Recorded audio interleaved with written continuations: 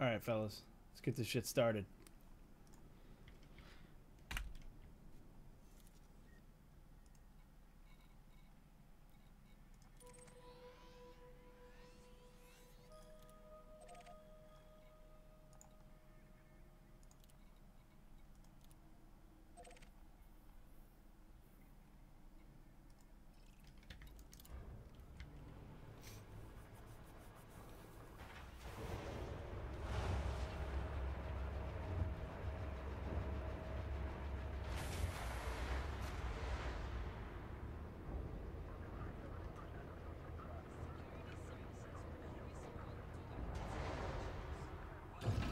Gear up. Landing gear retracted. Detach confirmed. Restrict speed until clear of the station perimeter.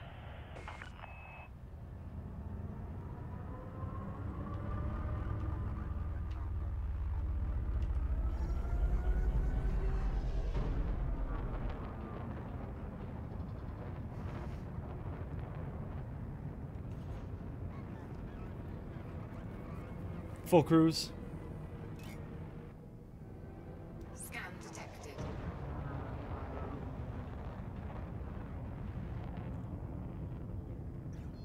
Frameshift drive charging.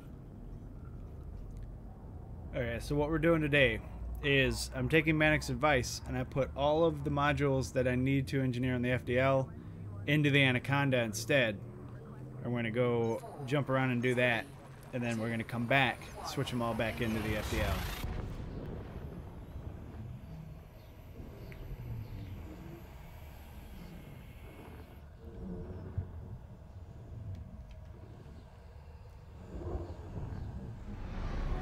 And I guess we're going to be doing that for pretty much everything that we engineer from now on.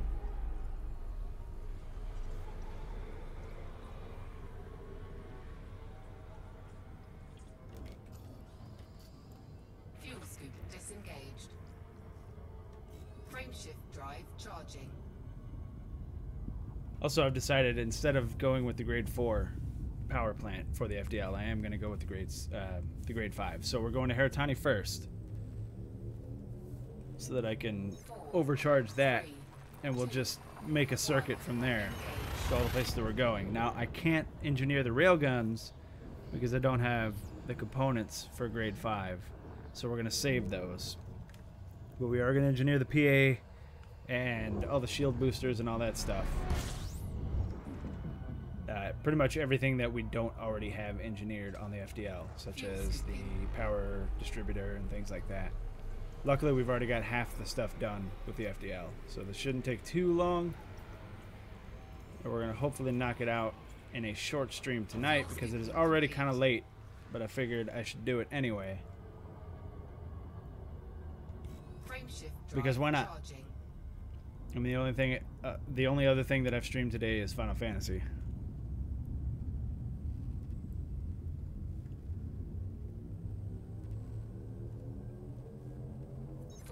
Plus, I haven't actually put. Oh, what's up, Manic? Yes, it is. I mean, it's morning. It's 3 in the morning. I'm taking your advice, Manic, and I've put all of the FDL stuff that I want to engineer into this Anaconda, and we're gonna jump around, engineering it all on the Anaconda, and then switch it back to the FDL when we get back. It's just, it's very good advice, and it just seems like the easiest way to do it.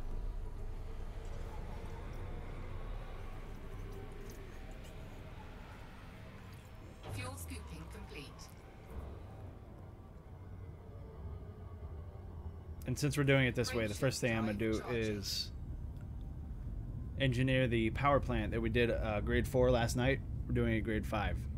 Because I realized that after I engineer everything else, the power jaw is going to go up, and I might need that grade 5. 4, 3, 2, 1. It's like engineering the shield boosters and things like that. It's most definitely going to kick the power draw up.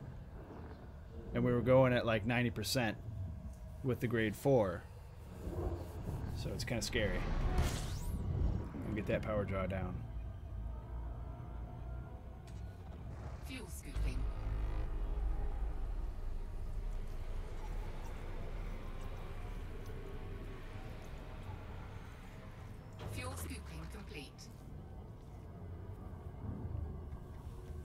Frameshift drive charging.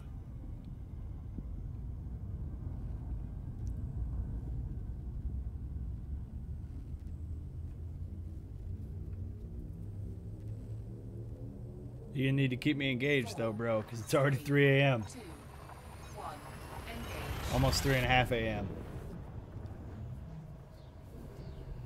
I'm guessing this will probably take me around 2 hours. Maybe an hour and a half.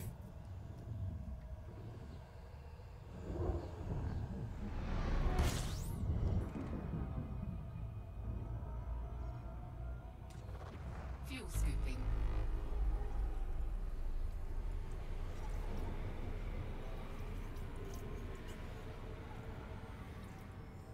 Fuel scooping complete.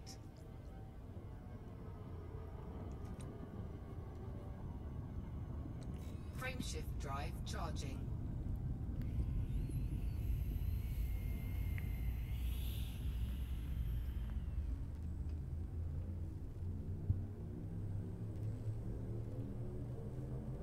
Four, three, It's weird, it's going from the 4A overcharged, or no, the 4A low emissions to the 6A like stock. I had to turn off a lot more shit. But it's because I had to add more shit, like the shield boosters and whatnot.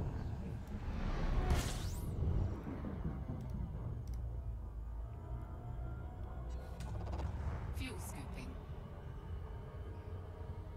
Fuel scooping complete. It also kind of killed my jump range, but it's alright. It's still above 50.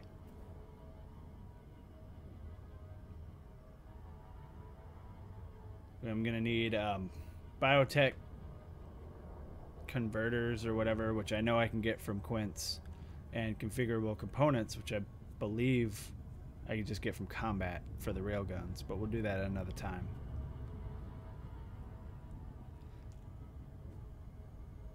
And then what I need to do is spend some time in a has-res, like a really long time. Yeah, biotech conductors. No, you can get them from Quince. They actually show up a lot in Quince. But we're going to have to spend a decent amount of time in a has-res at some point so I can get those damn classified scan data banks. Or I could just, I guess, get them from surface scanning. Maybe while I'm trying to get the biotech conductors, I can get them from surface scanning at Quince. But I really need to unlock Ramta so I can engineer the heat sinks.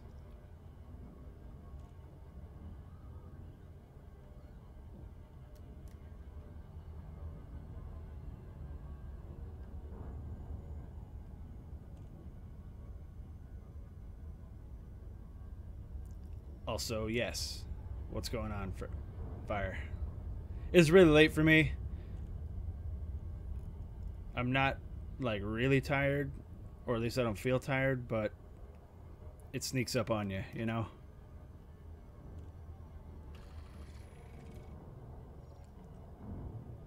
Orbital flight engaged. I can't fucking see. I'm gonna guess that I am at a decent angle here. I could be at a better angle. Let's go up a little bit.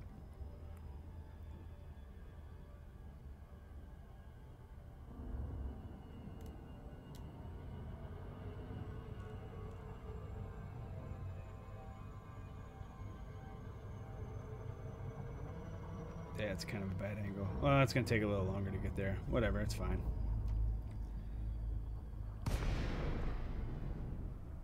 $9 a.m. You guys wake up way too early. Way too early.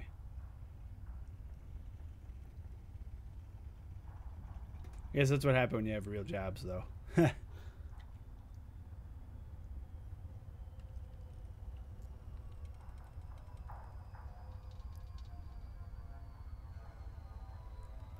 You haven't slept? Oh. Every time I do that, I end up sleeping, or I end up falling asleep at like noon or something. And then I sleep all damn day.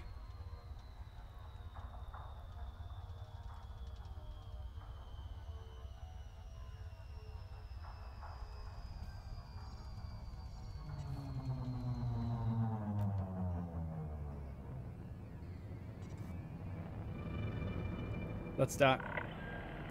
Falcon, Lacey, Romeo, Echo, Sierra, Heavy.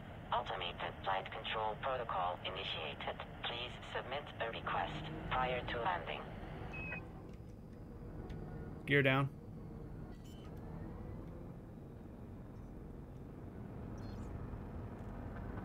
Landing gear deployed.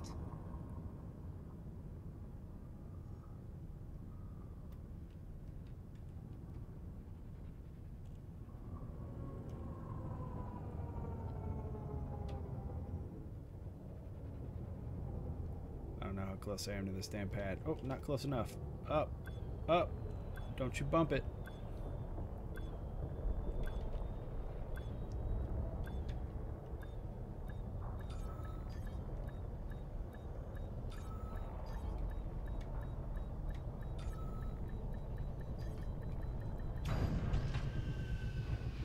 Resetting your pattern.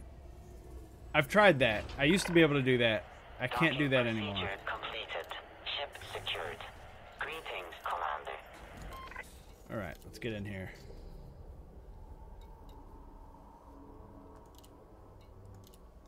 So we're going overcharged. Oh, I'm going to need to find more chemical manipulators, I think. Well, hopefully we'll get a decent roll right off the bat.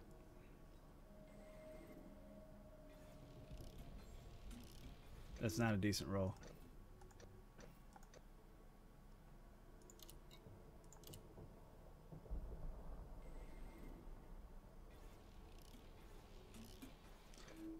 Come on, Haratani. You're screwing me here.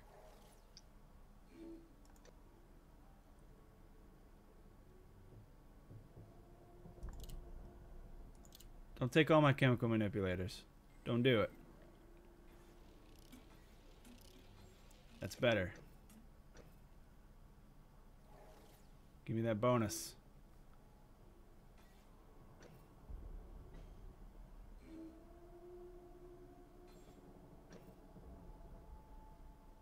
I mean, that's probably good enough, to be honest.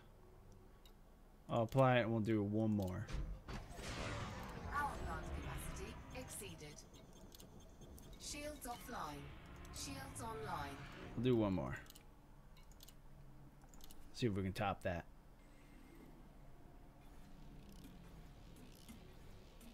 Excellent.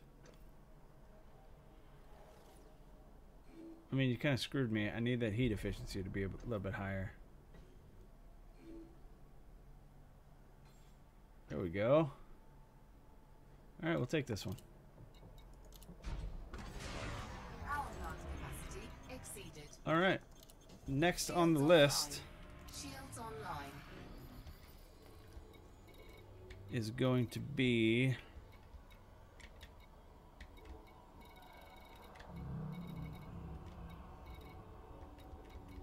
let's go with the distributor, because that'll actually help me out in this ship. So distributors are who again?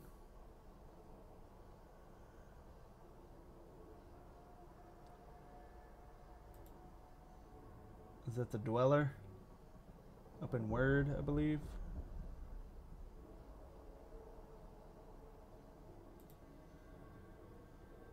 Yeah, it's up in Word. Let's just make sure we have everything for it. It's going to take more chemical manipulators. And it's going to take cracked industrial firmware, which I have 19 of, so that's okay. And exquisite focus crystals. Wait, what? Yeah, exquisite focus crystals. Which I have 18 of. Alright, we're going to Word.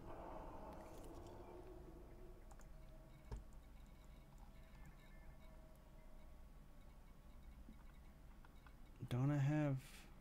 What the fuck is it called, though? Black Hide, I believe, is where dude hangs out.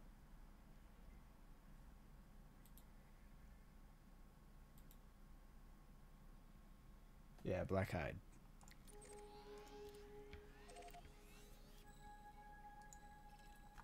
Let's just make sure everything's good. Oh, yeah, we're like so good now.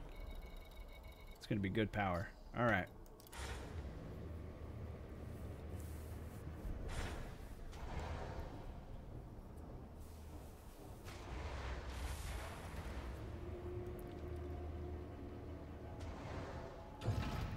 Gear up. Landing gear Ship retrofitted. released. Departure authorized.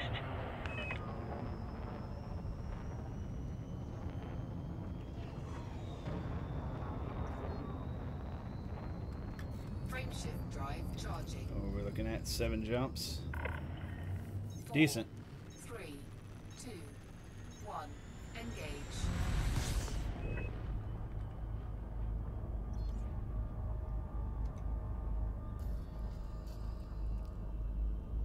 There you are.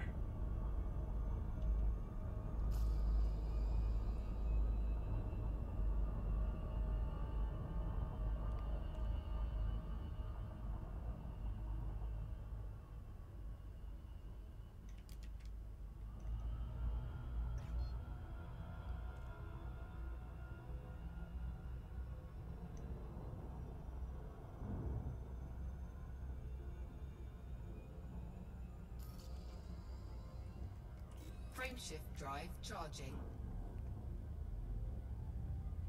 What's up, Ash Poker? Oh, you're not that late. I've only been streaming for about 18 minutes.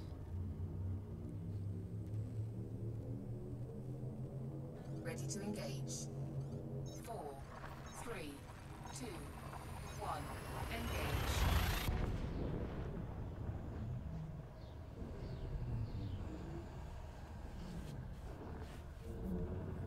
Yeah. Transporting your ship is balls. And the Anaconda's got such great, not only core internals, but optional internals that I can pretty much get everything done. Fuel scoop. We're still engineering the FDL, but I've taken Manic's advice and I put all the modules from the FDL into the Anaconda. Fuel scooping. And I'm jumping around engineering those, and then we're going to go back to Jameson and switch them back into the FDL. Frameshift drive charging. And one of the things that I realized was engineering the power plant to grade 4 like we did last night was good for the stuff that I had at the time. 3. But after engineering other things, I'm pretty sure the power draw is going to go up. So I went ahead and got it to grade 5 instead.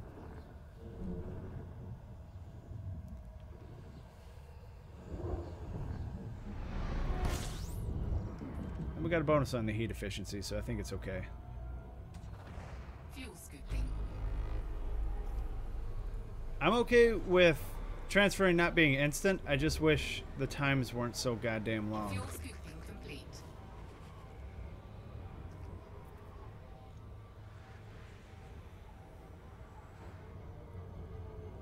Like, let's say whatever ship they use to tow your ship has, like, kind of shitty jump range. First of all, they shouldn't be using ships with shitty jump range. But second, even if I need to jump 20 jumps away, it doesn't take me an hour and a half. I think it should be a little faster. But the time on it, like Ashboger says, it is immersive. 3. I know they would never make it instant. 1. Engage.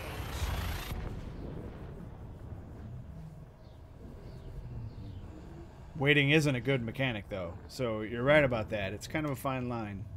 Like, you can't make your game fully immersive and unrealistic at the same time. You can't, you can't have a lot of quality of life things if you want it to be immersive.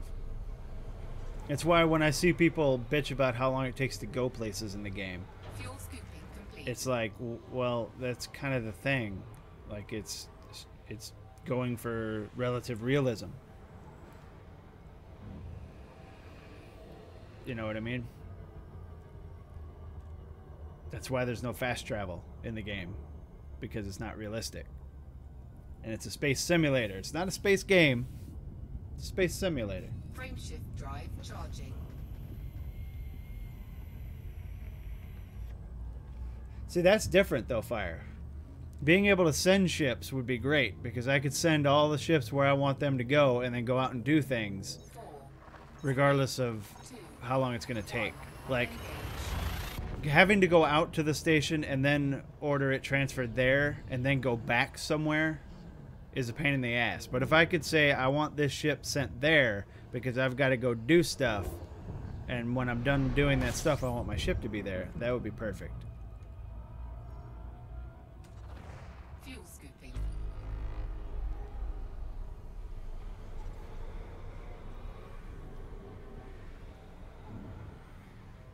Fuel Also, it would scooping really help complete. for ships that you're trying to engineer that have shitty jump range.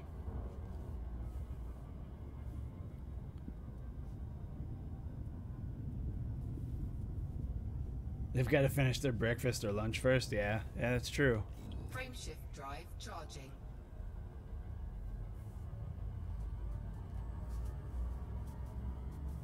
Honestly, I think sending... If we had to choose one or the other, I would say sending ships is better than transferring. 3, 2, 1, engage.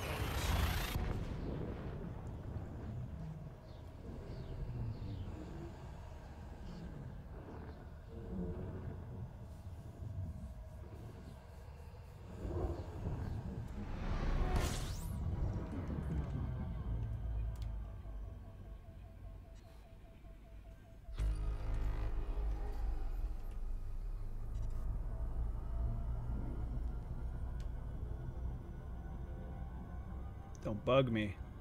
Don't do it. I know you want to.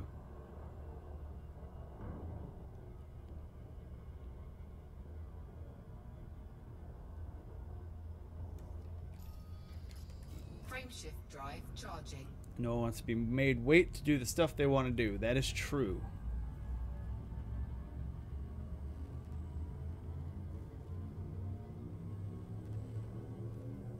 I mean, but he does have a point, Ashpoker. Nobody, like even 1, even a person like me who doesn't mind the slow aspects of the game, because like I said, I'm playing a space simulator. I don't mind like travel taking forever and things like that, but even I have been put off on some of the things that I wanted to do because I'm streaming, and the worst thing in the world is if I need to, if like that's the thing I want to do on the stream, but I can't because I have to wait for the shit over and over and over. It's kind of annoying. But the Anaconda, as you say, pizza delivery, that's a good workaround.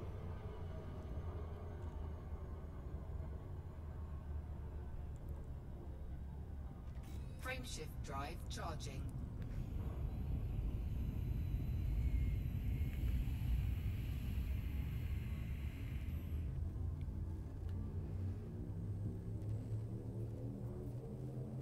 Four, 3, 2, 1.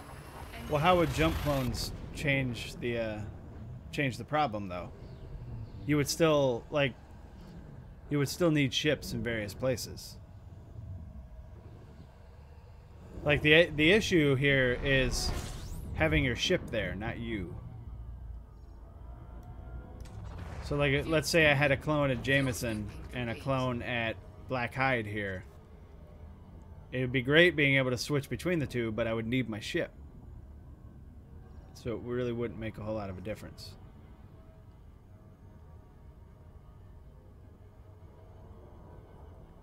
Oh, are you saying like transfer your ship to Black Hide and then switch to that clone? I suppose. I think that's a little bit too unrealistic for what Elite's going for, though.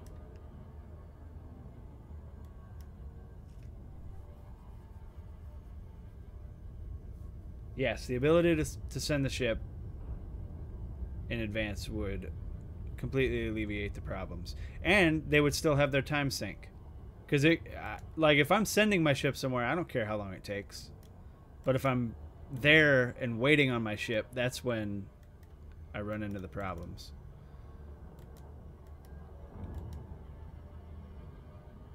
Like, it's a difference of I have to go all the way out to Maya or to Merope, and then it's going to take an hour and a half for my ship to get from Jameson to Merope. It's different than saying it's going to take an hour and a half for me to send my ship to Merope, because then I can go do other stuff. Orbital flight engaged.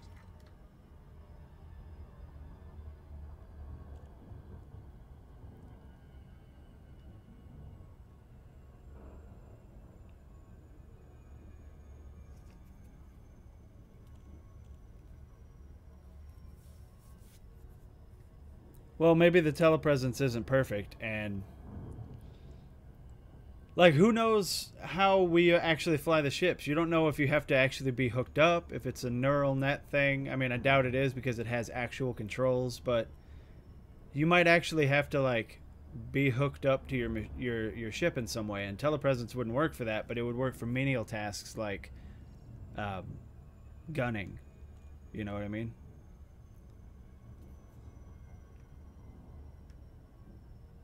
Like, you don't know, maybe sitting in your ship, there's a whole bunch of electrodes and shit that reads things that it needs. This is sci-fi after all.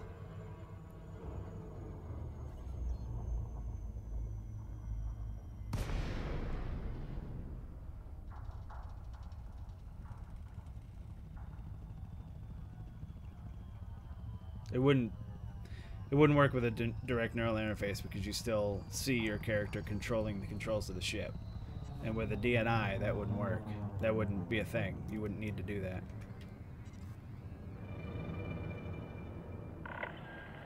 Let's stop.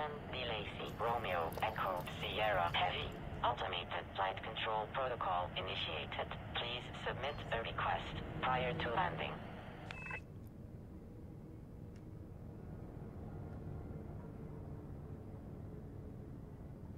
Yeah, I think the telepresence thing is kind of poorly realized, and it was like a weird workaround.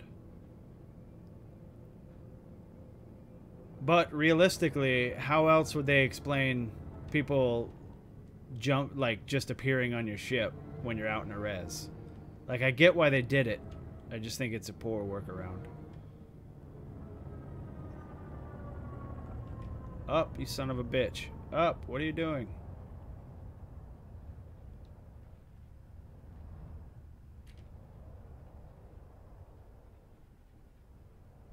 There you go.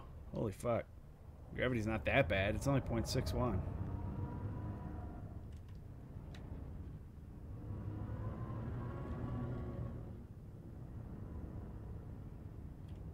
Gear down.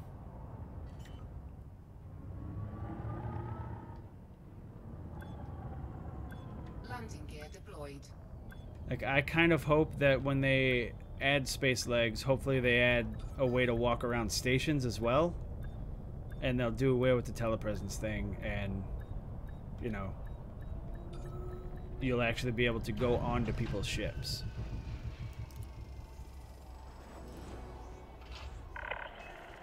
Docking procedure completed. Ship secured. Greetings, Commander. Alright, let's get in here.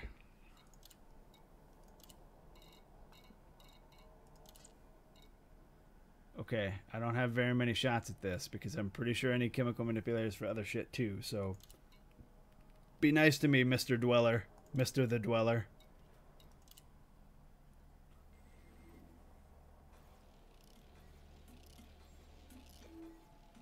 Okay, alright. I'll take that. And he didn't completely screw me with these. Usually when it's on the end here, well, now he's screwing me.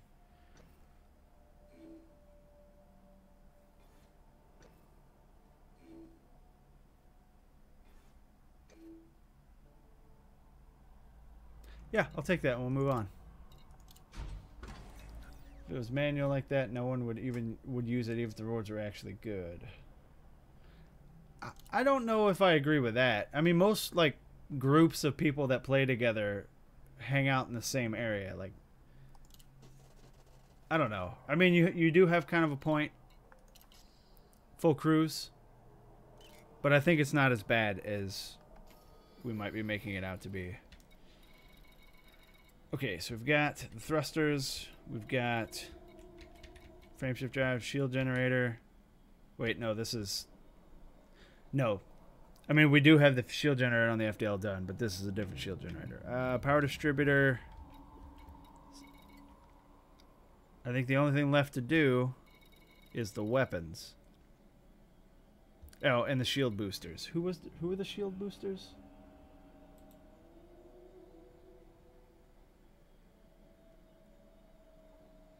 Alright, why are you being slow? Why are you always slow when I'm like streaming but not slow? Wow, that's a dumb question. We'll do the shield boosters now.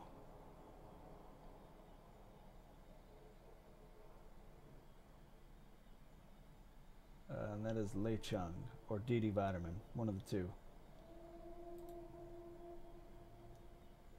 DD.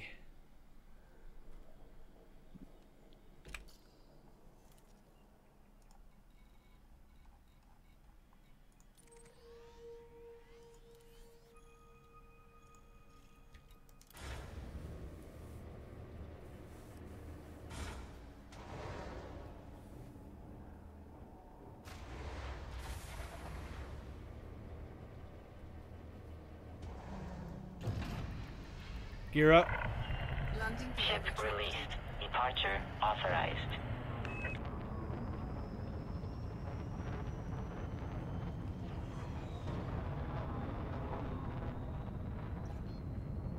See, I also kind of agree with that, Fire. If they want people Automated flight to, control if they want to protocol sell this now game authorized. as Thank you, Commander. a multiplayer game, which they are doing. Let's be honest, they're marketing it as a multiplayer game. They need to make it easier for us to actually be multiplayer, because it's kind of getting to the point where it feels like they don't want us to play together. Here we go.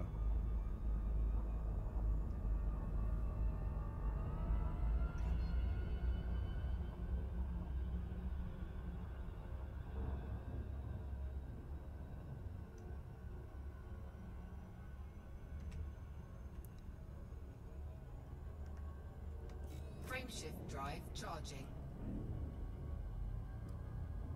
Honestly, everything would be alleviated if they just put more time into wings.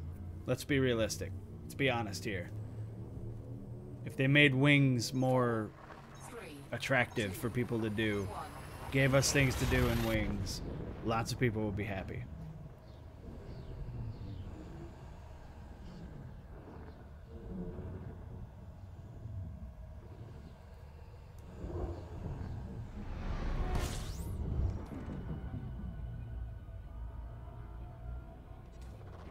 Fuel scooping.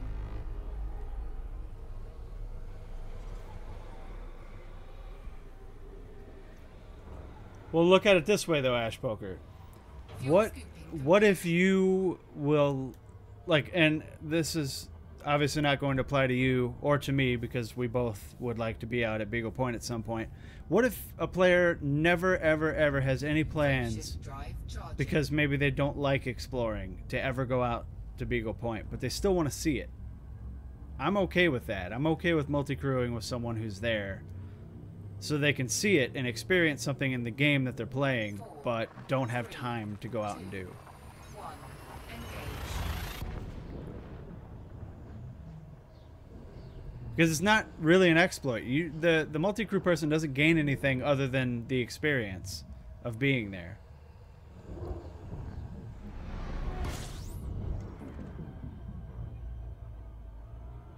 Like, it's not like Fuel scooping. they can honk the system while they're in multi-crew and get information there or anything. Like, they'll still, in their account, never have been there. Fuel scoop disengaged. But there's no reward. That's what I'm saying.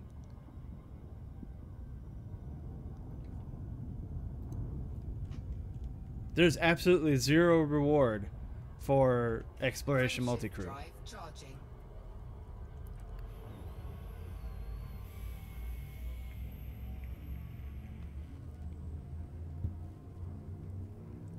But it's not really a personal achievement because they didn't go out there. They're just seeing it.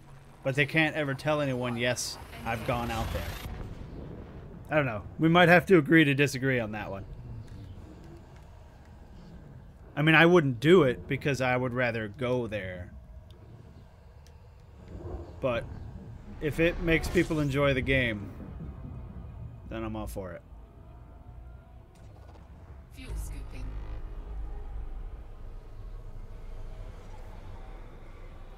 Fuel scooping complete.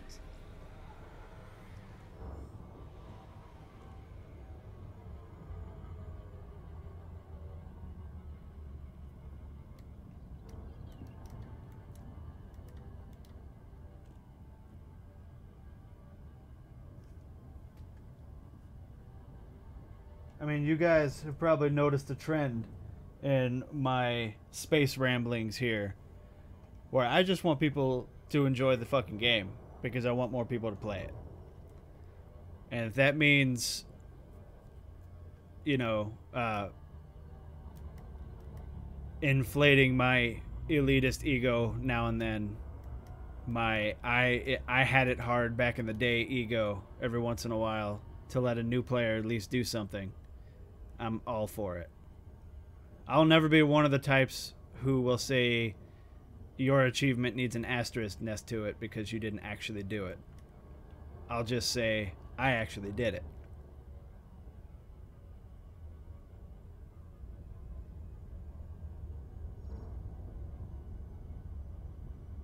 Is this a Tato planet? Looks like a Tato planet.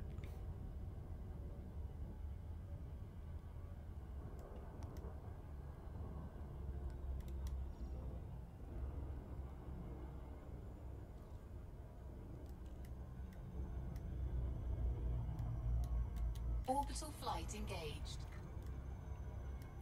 But I think that, yes, Fire, that is the main issue here. The main issue with Elite is getting people to play in open.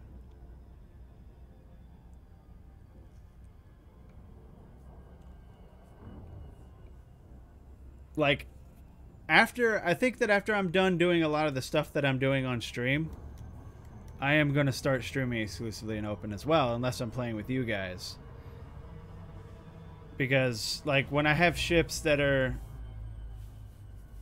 decent against, you know, or at least can survive against other players, which I do, I guess. I mean, my Corvette can at least get away from someone, even if it's only PvP or PvE build.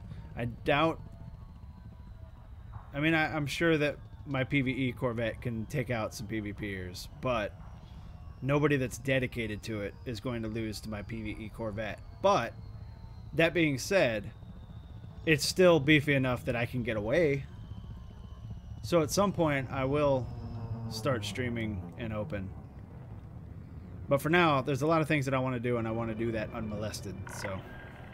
Falcon, DeLacy, Let's stop. Romeo, Echo, Sierra, Heavy. Automated flight control protocol initiated. Please submit a request prior to landing.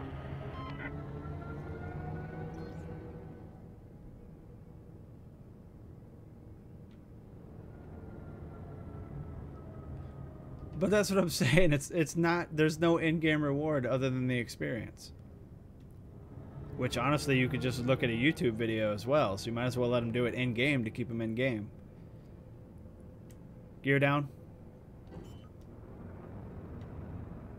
I mean, as long as things like YouTube exist, there is no such thing as an exclusive experience in a game. Fucking stop. What are you doing? Holy shit. All I did was tap the left lateral thruster.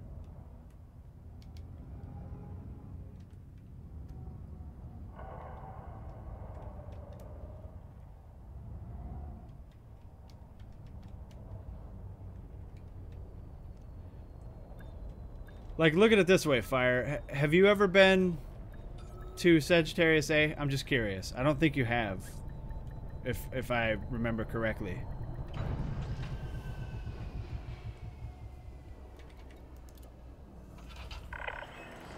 Docking procedure completed. Ship secured. Greetings, Commander.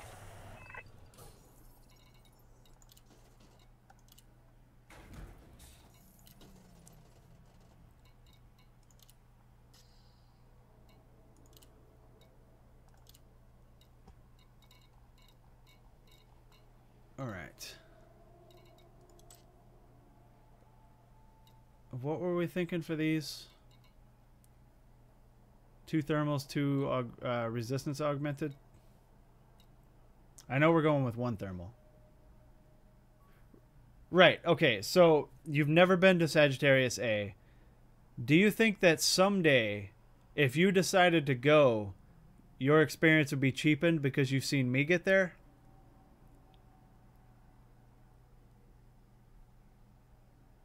Like, cause who knows? I mean, if you're going to be playing this game for a while, maybe if you can't rule out the possibility that someday you might be like, oh, exploration is cool. What if they added a whole bunch of exploration stuff, and you're like, holy shit, that's really cool. I want to go do that. Is the experience of getting to Sagittarius cheapened because you've seen me do it not once but twice?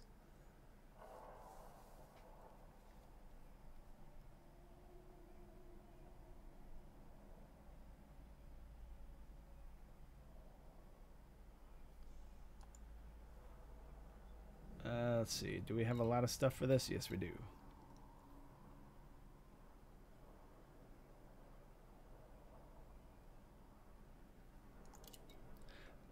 And that's exactly what I'm getting at.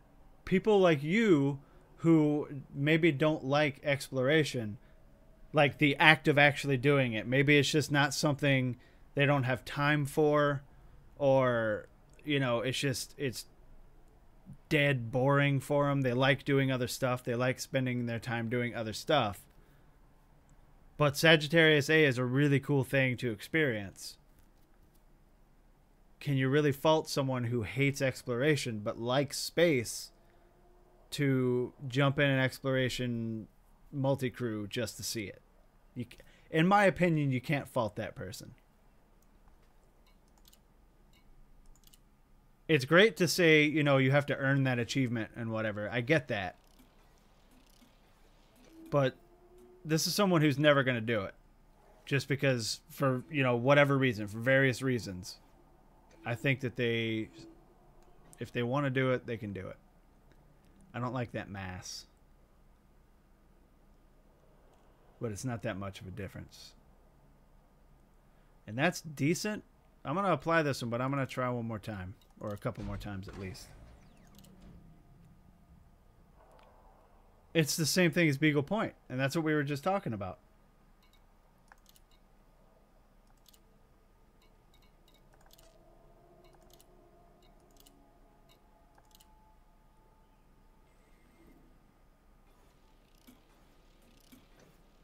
Why are you screwing me here?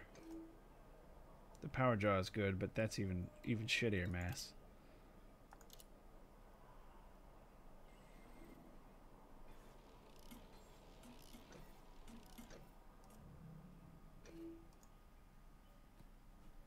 I think if they locked more ships, Manic, it would cause a giant uproar.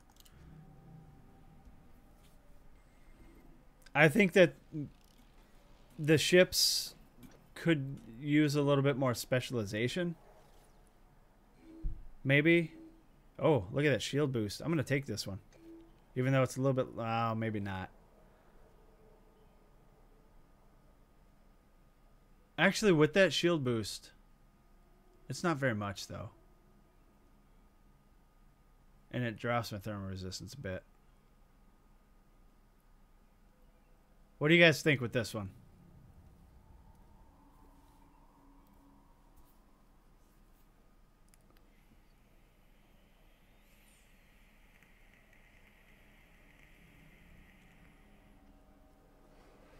Yeah, I mean, because the shield boost is great and all, but it's only 5.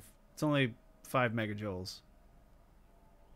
Is that actually in megajoules here, or is that an arbitrary rating, like a multiplier? Alright, we're going to try one more time then.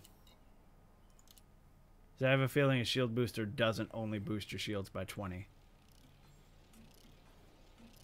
There we go.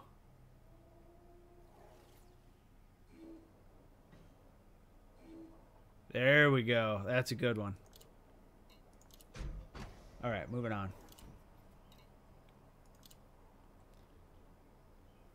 Now, were we thinking about 2 thermal, 2 resistance augmented, or a thermal, a kinetic, and 2 resistance augmented, or a thermal and a heavy duty and 2 resistance augmented?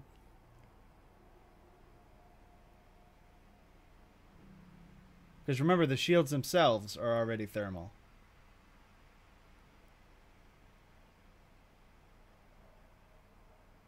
Okay, that's what I thought.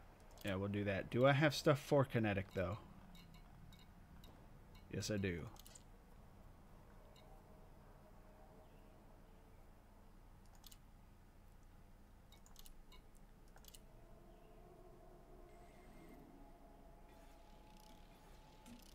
Oh, balls. I think it would be very, very difficult because so many people have done it. And, you know, there are a lot of people that also haven't done it. Unless they did a mass rollback, which would screw over the people that haven't done it, it'd be very difficult to pinpoint the people that have actually done it.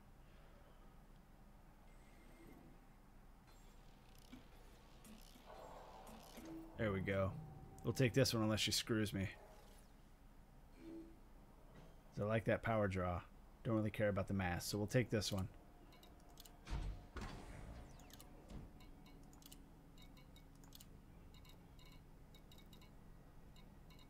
And we'll go 2 resistance augmented. Oh no.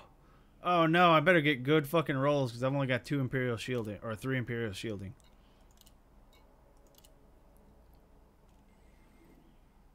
Oh, from now on. Yeah, that makes sense. That can actually be policed. Please don't screw me over here. Why are you trying to screw me over?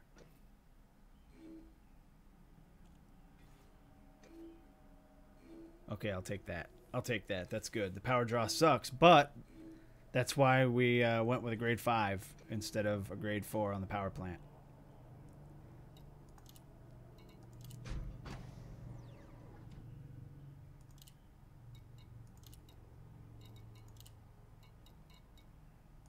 Well, you say that, Fire, but most developers do that. Most developers do punish people for using exploits, regardless of whose fault it is.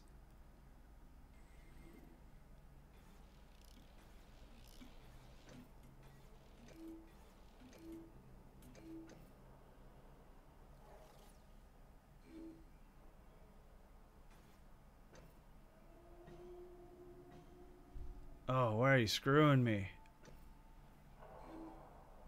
Oh. Well, hello.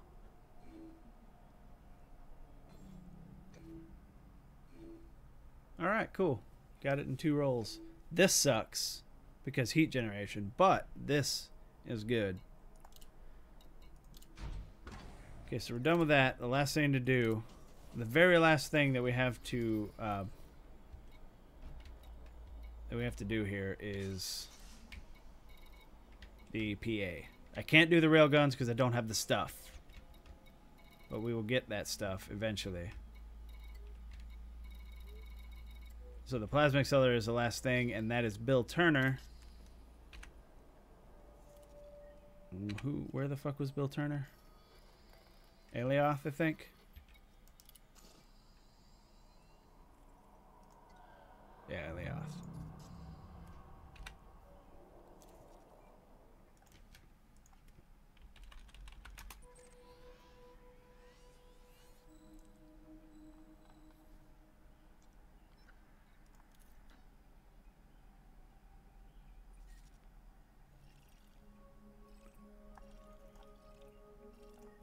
I mean, it happens in MMOs. It happens in online FPS. Any multiplayer game. To be honest, unless the developers don't care, any competitive game, they will generally penalize you in some way for exploiting.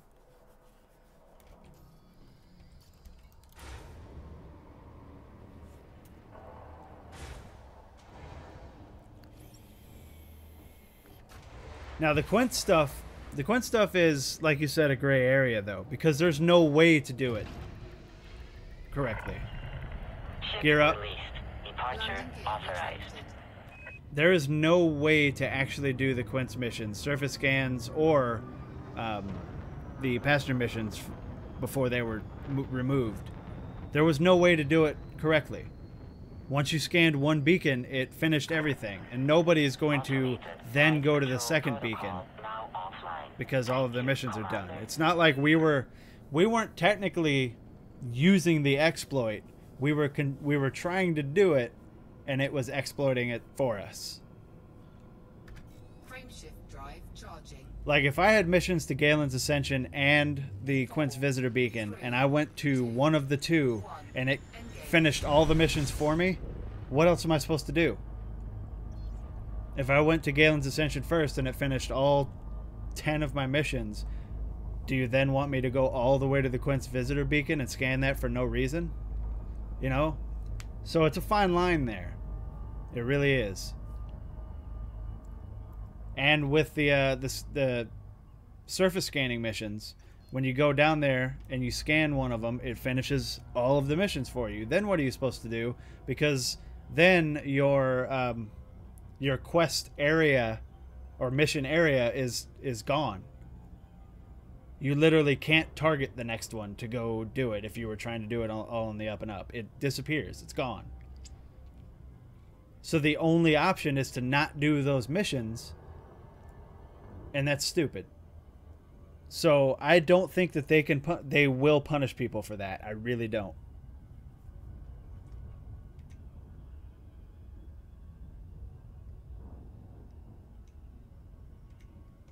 Frameshift drive charging.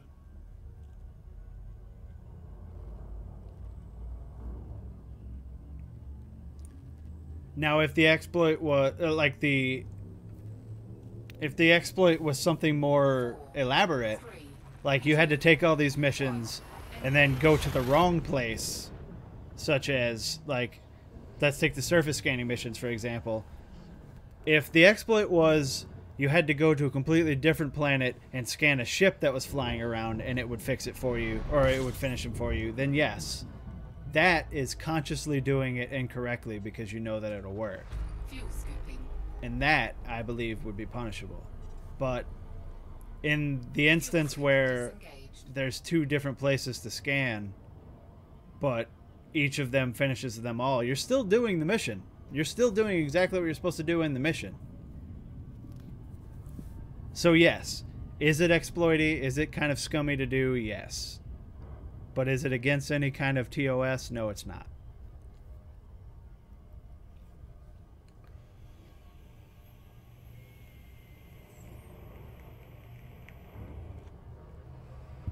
No, Ashpoker, have you ever looked when you target one place?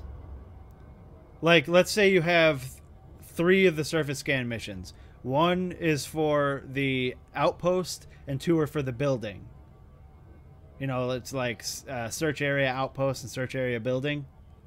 If you target the search area outpost, it also targets the search area building. Like, you see them in your navigation panel, all with the little arrow. All 3 of them will have the arrow, even though you only targeted 1 of them. Frameshift drive charging. And then when you finish, like, you scan them all and you get back in your ship and you leave, then when you go to your navigation panel, they're not there anymore. So you would have to literally fly around the planet looking for the second one if you wanted to do it on the up and up. 3, 2, 1, engage.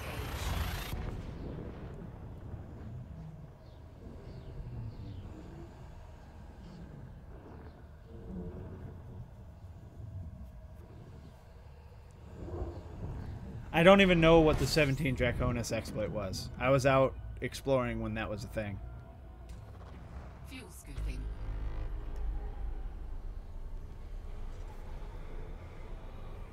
Is that killing the skimmers? Fuel scoop disengaged.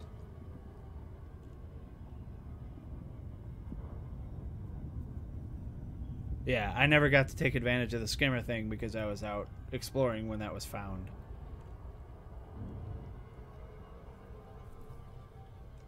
Frameshift drive charging.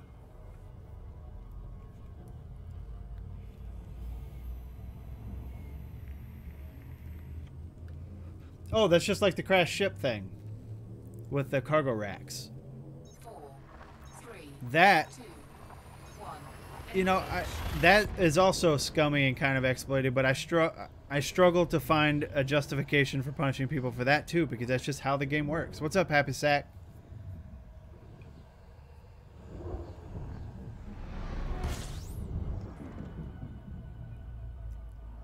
like if I go there to find stuff, Fuel scoop. let's say it was the first time I had ever been to the crashed ship, and I went there and it took me forever to find it.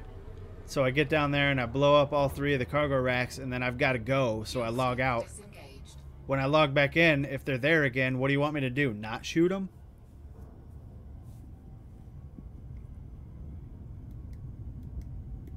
Now, granted, I will be completely honest. I have gone there and I have logged in and out plenty of times to get materials. But that's neither here nor there. If they want to punish me for that, then okay. I guess I get it.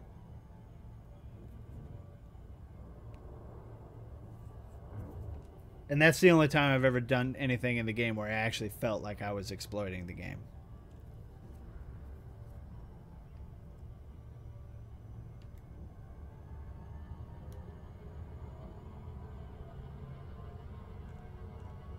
See, that's a completely different conversation though, Fire. And that's one that I've seen people talk about on at least the subreddit. How the way the missions work, at the very beginning of the game, you're getting, you know, a certain amount, and then as your rank grows you're getting a little bit more, but it never really gets to the point where, like in most grindy games, all right? Let's take an MMO, a random MMO for example. When you start out and you're killing stuff for experience, you're getting like 3 or 4, and it doesn't take very many to get to the next level. But then when you get to a higher level, it takes exponentially more experience to get to the next level, but you're also killing things that give you way more experience. Whereas with Elite, like now, let's say I was doing missions, not the missions in Quints, and not like the stacky quote-unquote exploity missions, I'd still be getting relatively around the same amount as I was early on in the game. So it's like rewards don't scale, so that's why the game feels like such a grind.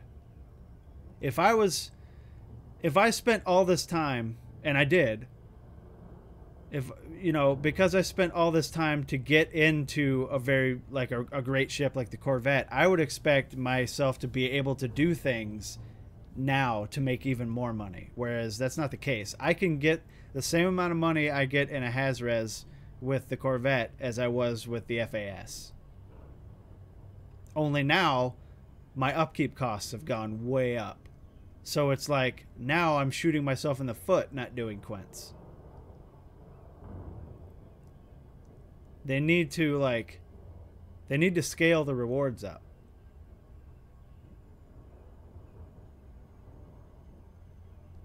It should be difficulty gated, exactly. I have a ship that can take on better and more lucrative things, so I should be able to get better and more lucrative things, but I'm still getting stuff that I could complete in the FAS, or even in the Vulture.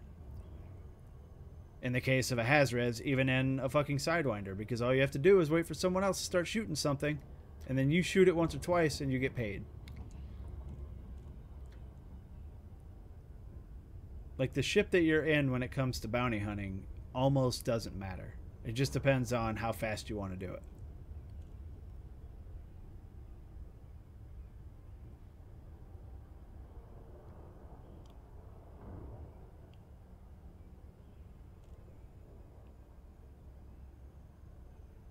Yeah, in Dracoplasm, even that, they even recently changed that. You used to not be able to take a mission that was above your rank, and now you can. You just get less rewards, sure, but it's I'm an elite explorer. I feel like I should be able to get paid a ridiculous more amount, not just the piddly change. Like, take the Galen's Ascension exploration missions for example. Someone who is mostly aimless only makes a couple 100K less than I would make as an elite explorer. It should be exponentially better. I should be able to make a shit ton more than a mostly aimless. But it's almost negligible.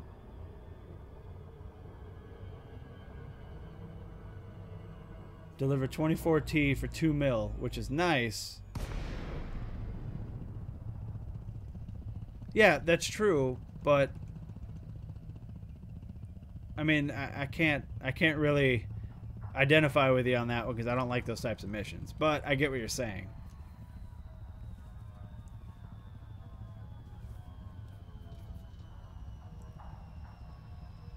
Yeah, I want to, like, yes, fire exactly. Missions that take longer or are more involved or, you know, have more parts to them, but just make them... Make one really big mission that pays as much as 20 stacked fucking surface scan missions. And make that mission take a really long time. Falcon, I'm completely cool with that. Romeo, Echo, Let's stop. Sierra, Heavy. Automated flight control protocol initiated. Please I don't know if I've submit a actually even request worked on prior Build to Turtle yet. landing. I don't know if he's leveled up. I could look, but we're almost there, so might as well just get down there. I think that I did get him to grade 5.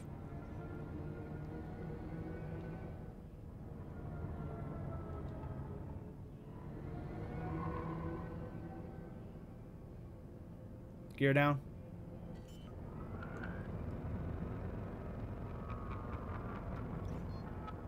Landing gear deployed.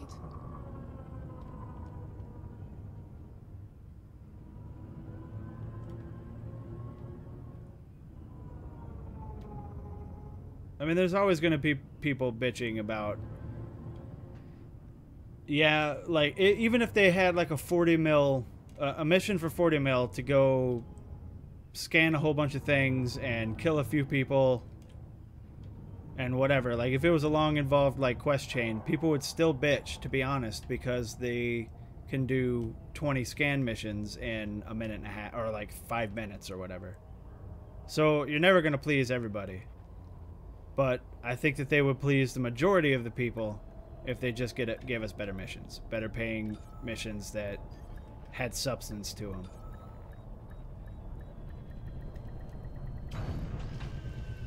That's just the nature of an online game. You're never going to please everyone.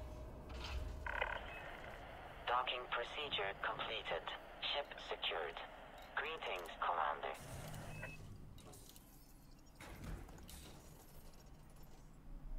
Oh, I'm completely happy that they're attempting different things. I want them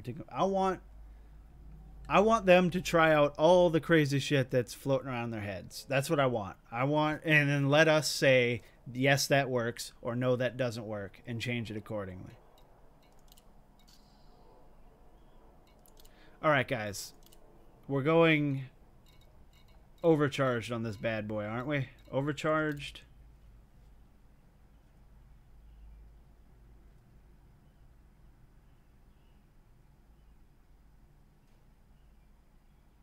And what experimental do we want with this? What are the experimentals?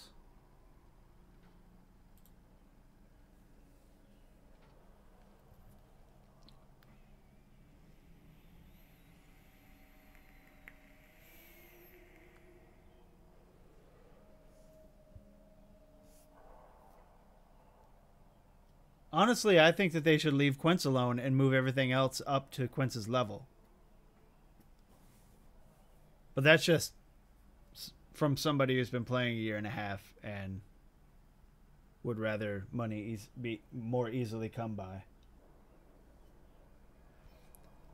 Bring everything up to Quince's level for elite ranked players, and then scale it down for lower ranks.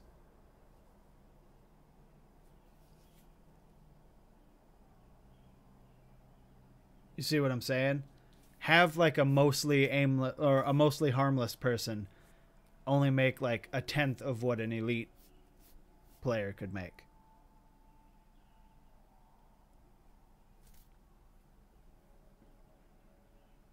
And that will give you a reason to actually go up through the ranks as well.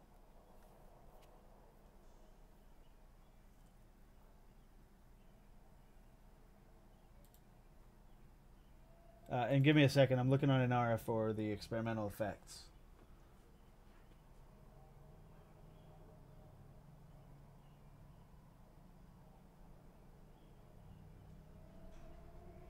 I mean, target lockbreaker would be cool for this, I think.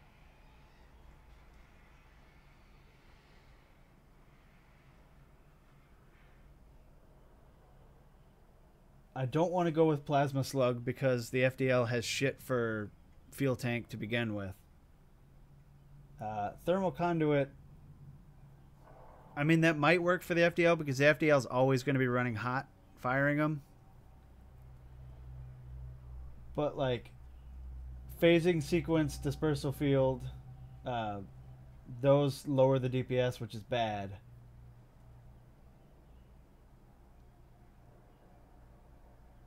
And I think Dazzle Shell is probably pointless too. So I think that I am going to go with the target lock breaker. So let's get this done. Let's see if we can get a good roll, and then we'll call in a favor and get the target lock breaker.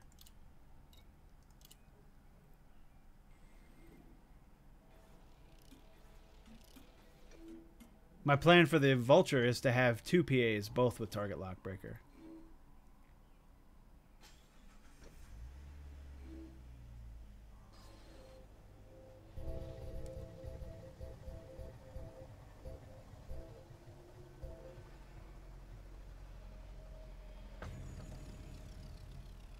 But see, Ash Poker, that's exactly what I'm saying. Who cares if it's easy for people to get the big ships? They're going to lose them if they don't know how to fly them, and that's punishment enough.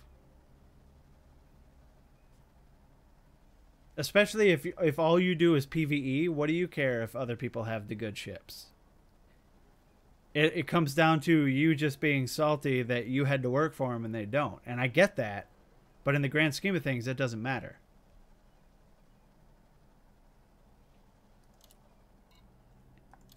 Do you really think it would make them rage quit, or would you think that it would make them think I should probably get better at this?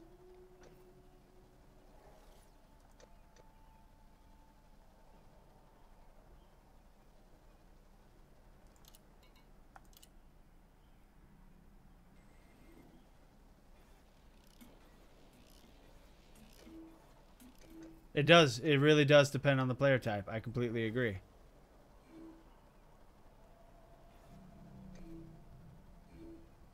Well, looks like this is the one. Especially with almost 7 extra armor piercing.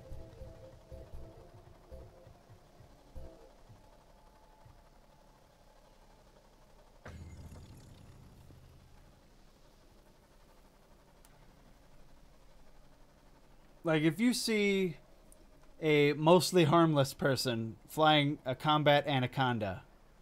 Yeah, I am definitely taking this one, Ash Poker. I'm just talking real quick. If you see a mostly harmless person flying an Anaconda, a combat rated Anaconda, I mean, does that make you upset if all they're doing is PvE? And even if you are PvPing against this person, they don't have the experience flying the ship, so you're going to fly circles around them. So if it makes that player happy that they were able to get a big ship relatively easily, and it makes them keep playing, then that is good, in my opinion. That is good. Keep people playing. If they lose their ship because of their inability to fly, then I guess it could go one of two ways. They could say this game is bullshit, and they worked really quote-unquote hard for their ship, and then lost it because the game is too hard, and they'll quit. But do you want those types of people playing anyway?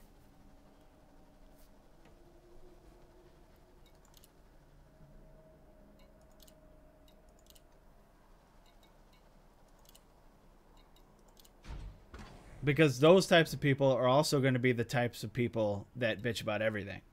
Let's be perfectly honest. Let's get them back up to 5. Oh, no, I can't. That's what we needed the salvaged alloys for. I've got to have something. I mean, I don't necessarily need to get him back up to 5 right now, but it would be nice.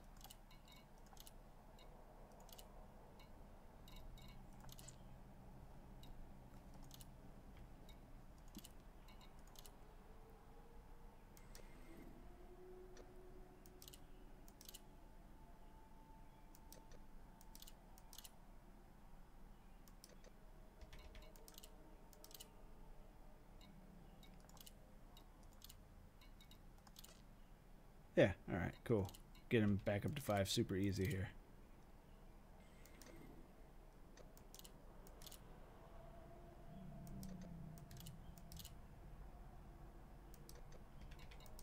Like I said, I'm sure you guys have noticed the trend in my ramblings about this subject, but I just want people to play the fucking game. And I would rather people play the game in open. How do you skip to the end result? You just mash spacebar or click with your mouse, and it should skip it all. I usually just use spacebar.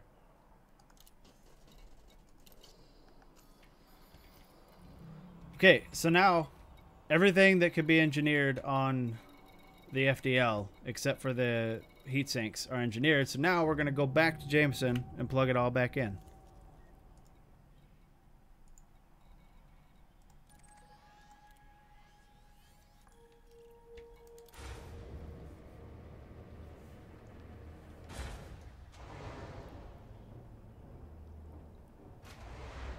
More entry points and scaling would be amazing. Absolutely amazing. Gear up. Ship release. Departure authorized. Yeah, easy modes of things, easy, normal, and hard modes of things would be great. Because it would allow a new player to experience a combat or like a conflict zone and not get absolutely pummeled. Because as of right now, if you go into a combat zone with like a Viper and you have only been playing for like a week or something, you will get your shit pushed in very fast. And it's going to make people say, combat zones are stupid, I don't like those. They're too hard. And then you've got players like us who are in big ships and could go in and have fun with them. But imagine if we had an even harder version for better rewards. That you would want to, like, maybe something where you can only survive if you're in a wing. Because it's that tough. It's the same thing, like, and I hate to bring up Final Fantasy XIV right now, but it's the same thing with the raids in Final Fantasy XIV. They've got the normal modes that everybody can do, and you get decent rewards, but not that great. Better than almost anything else you can find in the game without doing them. And then you've got the savage modes, which the hardcore raiders do, like my group. It's the same fights story-wise, but in the normal mode they're relatively easy, and in the savage mode they add a whole bunch of different mechanics that make it harder. It's like essentially a completely different fight, but it's the same fight. So they need to give tiers of things to do for the hardcore players to be more challenged without screwing over the casual players or new players. I struggle to say casual because, let's be honest, even if you only play this a couple hours a day, if you're playing Elite and you're playing it to do things and get things done, you can't really call yourself that casual of a player because everything takes forever in Elite.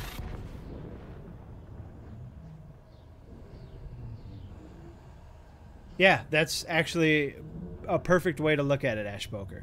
You go into a nav beacon, and you're basically hanging out in front of the starter area, just killing mobs roaming around.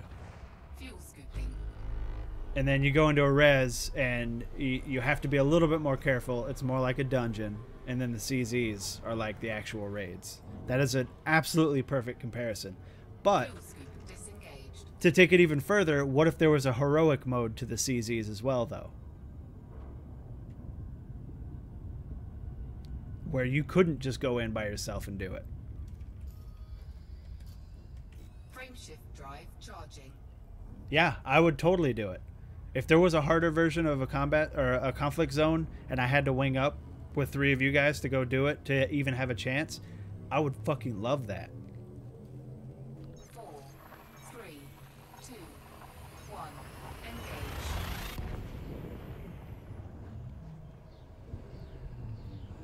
I think conflict zones are some of the most fun content in the game right now. And you guys are probably like, whatever, you never even go in them. That may be true, but that's because I'm always busy doing something else. But when I want like a fast-paced Fuel scooping. fun, stressful, but the good stress, then I go into a CZ. Fuel scoop disengaged.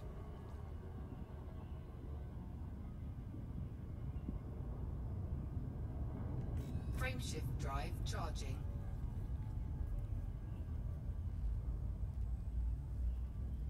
Hold on, I only caught the last part of what you said, Fire. Lack of an end game. Yeah, that's true. This also does need an end game. Because all of the people, like, I remember when I was talking about when I first got into the game, how I looked through the Steam reviews and all that, and there were people that, and I laughed at them, but there were people that were like, this game is shitty, there's nothing to do, I put 400 hours into it. And I was like, well, I mean, you put 400 hours into it. But if this game really does have a 10-year plan, you've got to cater to those people that put that many hours into it. You've got to give us something to do, because right now, engineers is the only end game. And even that can easily be done. There needs to be actual end game content. I think that the megaships are a step in the right direction, but I think that player-built stations are more important. Because their megaships, aren't they just given to a player group? Like, they set up a CG, and if the CG can succeeds, then they get a megaship. Is there any kind of monetary investment in a megaship for a player group?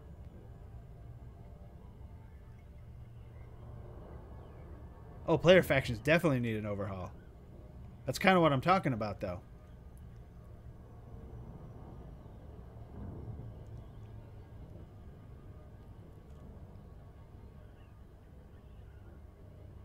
If a player group were able to pool together all of their money and buy a station somewhere, that would be fucking cool.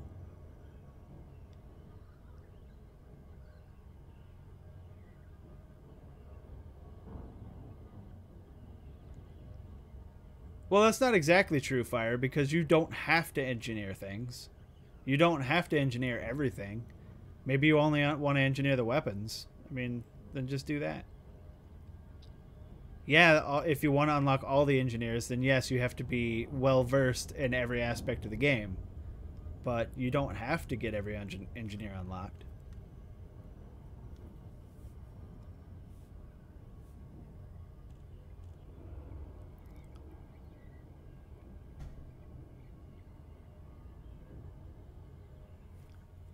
Well, I guess that depends on your definition of an endgame. Because people were more than happy to go into combat zones and Haz-Reses before engineers came out.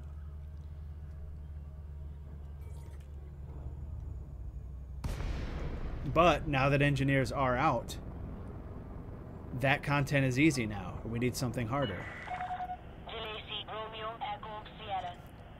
Let's dock. What was that? Let's dock. Fine, you know what? I'll do it myself. Gear down. Landing permitted. Set down on landing pad 10.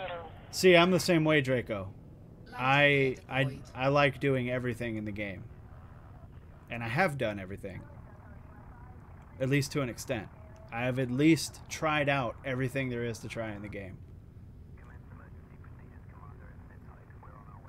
Except PvP. Which is the main reason that I've been engineering ships for PvP, so I can actually get in there and try it out.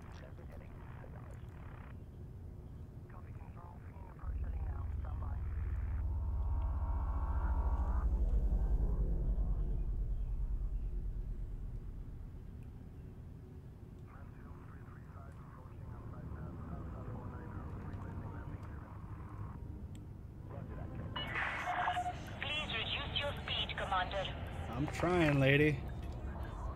Yeah, before engineers, I was completely fine with my FAS. A-rated FAS. I had a lot of fun with it. I didn't feel the need to be more powerful. It would have been nice. But now that engineers is out, I feel like, how the fuck did we ever do anything without engineered ships. And that's kind of a bad mentality to have.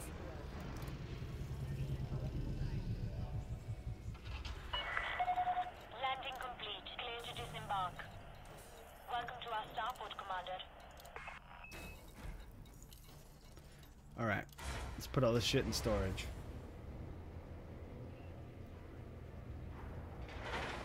If you just like combat, you don't... I mean, there are engineers that are unlocked by combat means.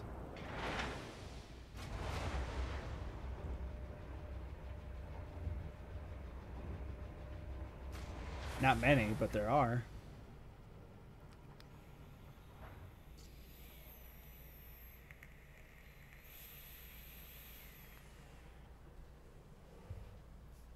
But who says you need them, though, is what I'm saying. You can get by without an engineered ship. We did it for a long time before engineers came out. It's just easier with an engineered ship.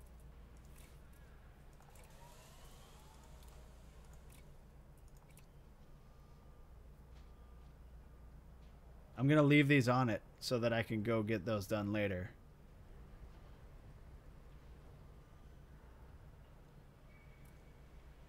Then you just won't... You guys were just talking about how you thought that it's a good idea to have content gated behind, you know, progression. So if you can't optimize your ship, then you just don't go into the hard modes. You stay in the normal modes. Don't punch above your weight, is essentially what I'm saying.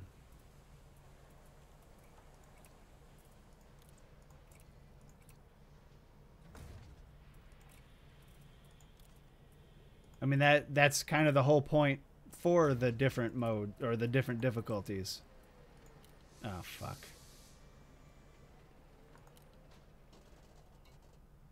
Alright, let's see if we can do this way.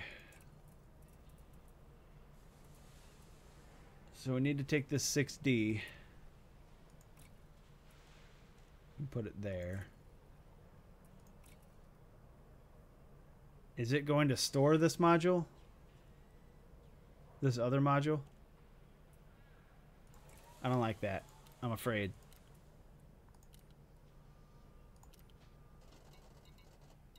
Oh, this is what I need to do, to be honest. We need to get rid of some of this shit. I have a lot of stuff in here I don't need.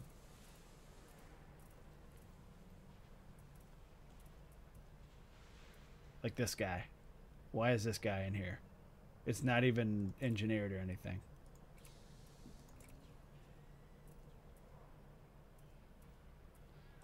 Why is this here? This is just taking up space. Cabins also just taking up space.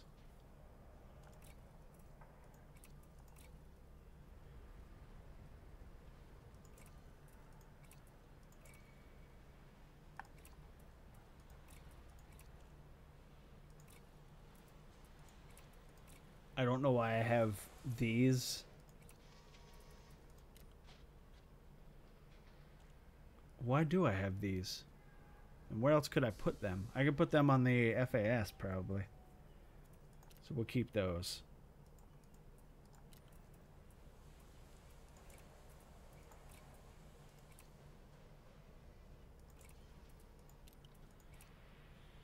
Matter of fact, I think those were on the FAS, and I took them off to put missiles and shit that I was checking out.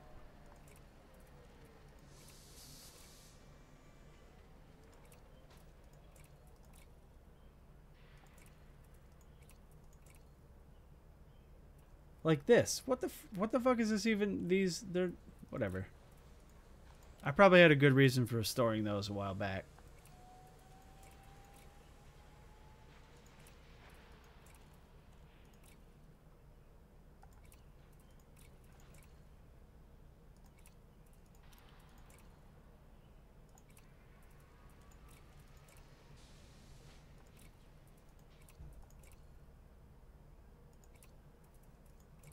Like, why the fuck would I store 5A sensors?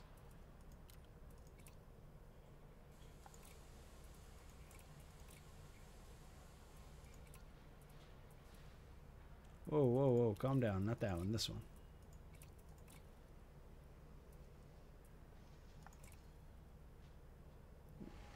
Kokubi. Alright.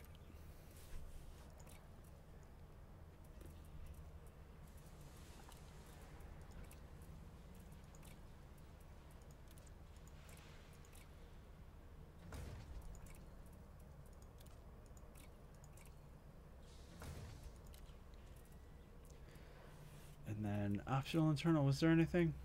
No, this is all stuff that I need in here. So just the power distributor. Oh, and the power plant.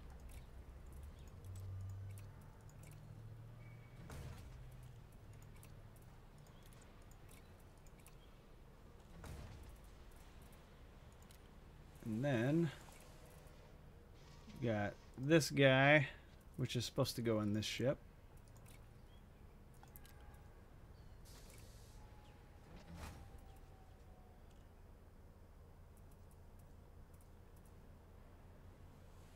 Where did this come from? So did it sell that? No, it didn't. So let's sell this.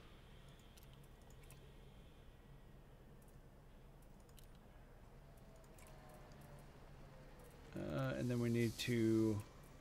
So that was the power plant, and we need to store this.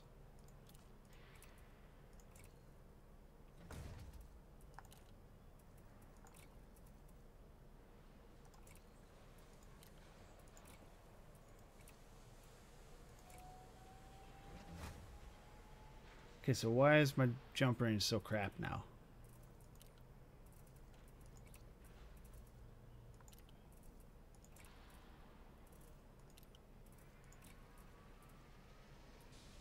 Oh, this is the wrong power plant.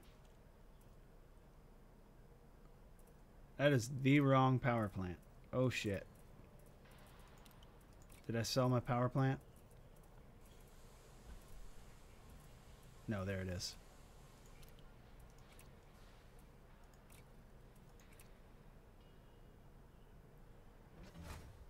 There we go.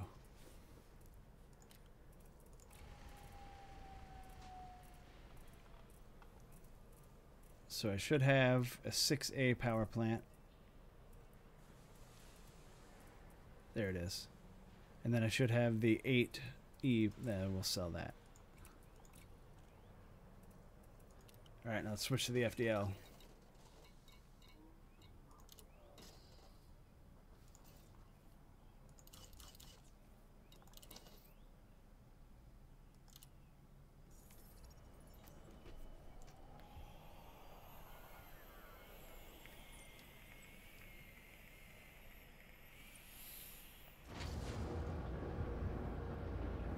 But there's no higher reward, Draco. That's what I'm saying. It basically just brings down the level of difficulty for the same rewards. I guess you could call it a higher reward because you can do more things faster. But it's not the same. Oh, yeah, I'm missing a lot because I'm paying attention to this crap. Wait, is that my thermal shield booster?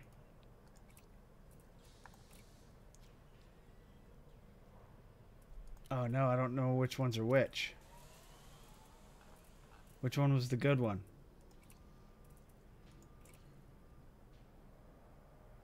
That's a 24.5%.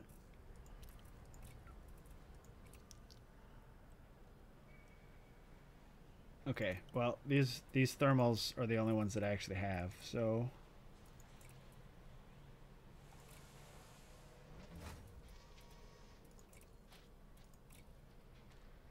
Okay, I don't... Oh, the other ones were all heavy duty, weren't they? I don't think I have 2 kinetics. Because these were all from the cutter.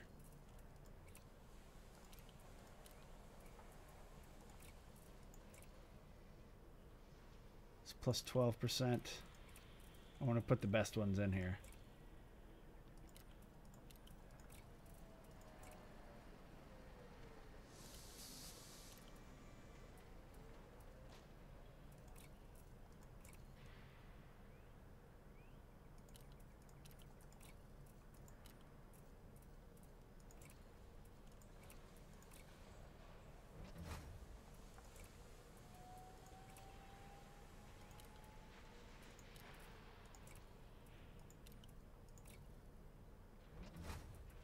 Okay, so let's look for the best thermal, or the best resistance augmented.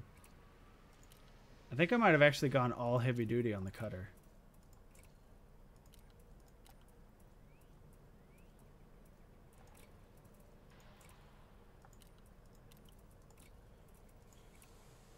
Okay. This 12.65. Alright, this one's better.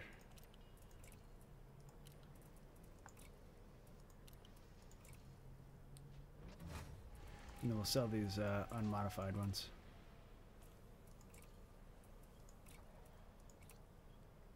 Which I should have 4 of. Yeah.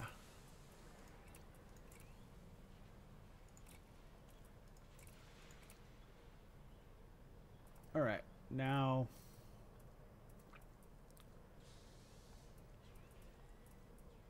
this guy...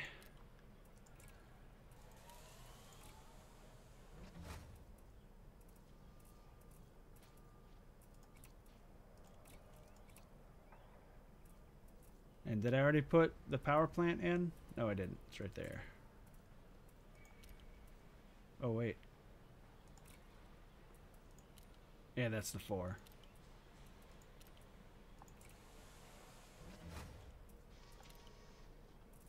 Alright. Oh, I didn't put the plasma accelerator in.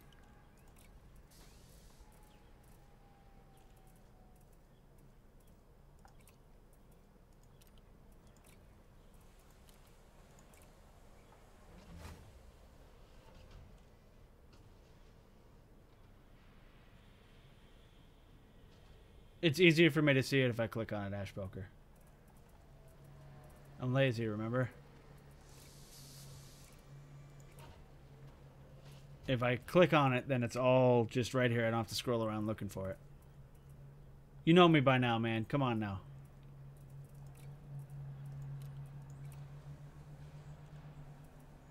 And that should be everything. Alright. Let's take a look at its shit. So we've got that. And we will... These... I'm going to switch these out for the rails right now.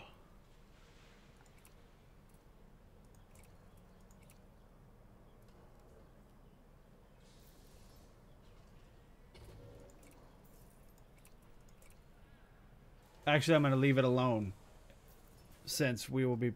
the rails that are going to be going on this ship are still on the Anaconda because I haven't been able to engineer them yet.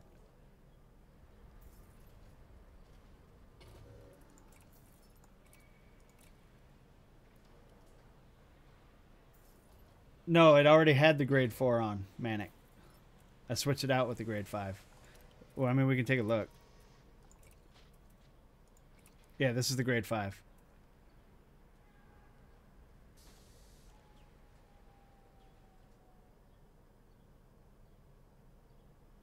Yeah, no, the PA is going to be on its own fire group. Alright, so everything here is good. Everything here is good. I really don't like... I should probably engineer that, but it's not that big of a deal. So, let's take a look at the resistances and shit. And I also need to... Yeah. Alright, that's good.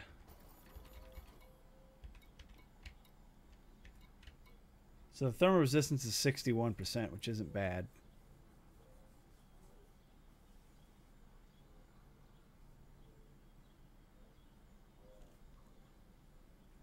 And if I wanted to pour the money into it, I would get mirrored composite on the hull, which I'll probably do at some point. But I think it's good for now.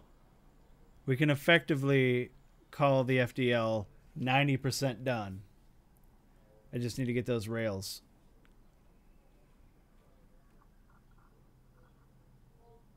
I would like all weapons firing simultaneously if they were gimbaled.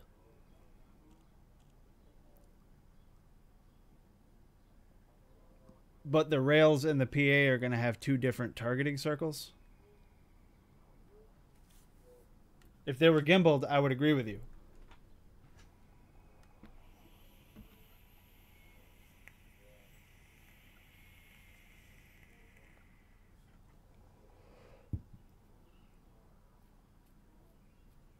I mean, the only way to get around that on fixed weapons is to have all 5 be the same thing. Because they're going to have different targeting circles no matter what.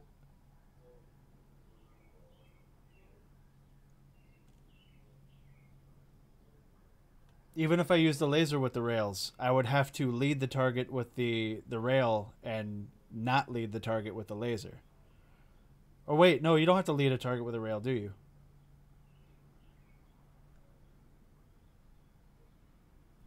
Well, we'll see. I mean, like I said, I haven't engineered it yet, so.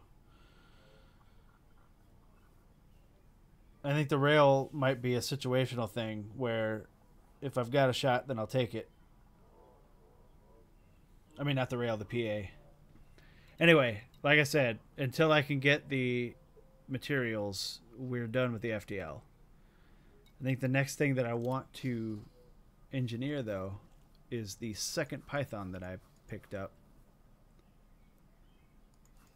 which is this guy. This is the one that I'm going to try to replace the ASP with. I'm not going to be able to get as much jump range, but it's going to be more fun to fly, I think.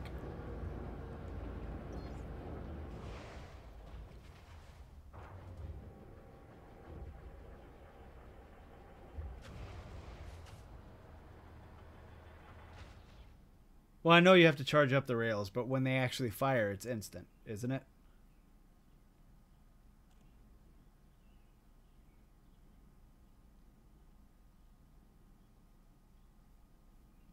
Yeah, the travel time's all I care about.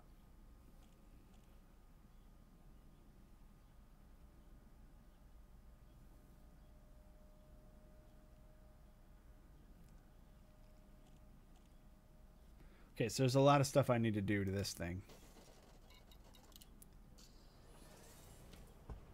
Let's make it a bubble jumper. We don't care about the hard points. Getting rid of those.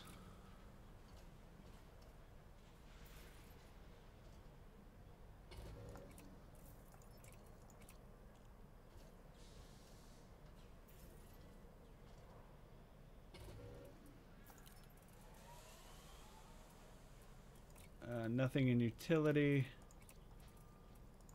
Oh, this is gonna set me back. Oh, not that much.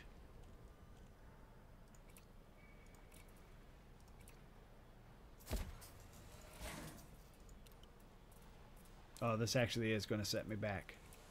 Totally, I mean.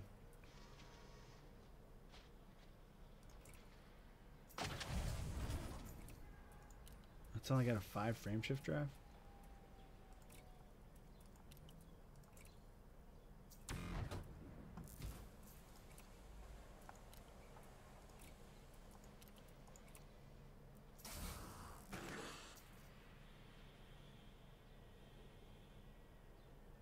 Well, the ASP only has 47, so I can live with less than 47. I just don't want it to be a lot lower. And the fact that it's probably more fun to fly, and it's got, I think it has better internals, doesn't it? Like, optional-wise? Yeah, it's got better internals than the ASP, which is kind of the important part.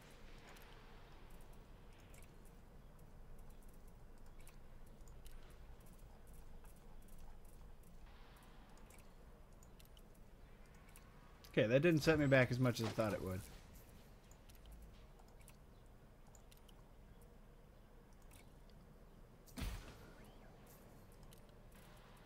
The scoop is going to be the problem. Oh, maybe not. Let's sell all this crap.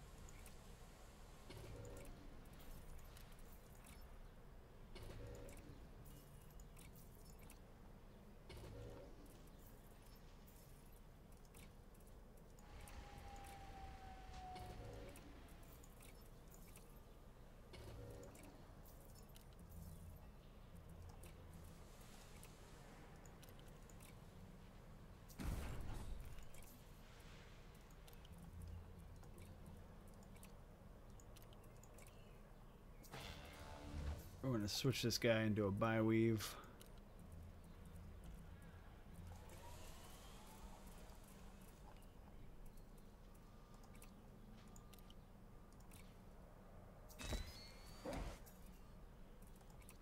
Put a big ass scoop on it.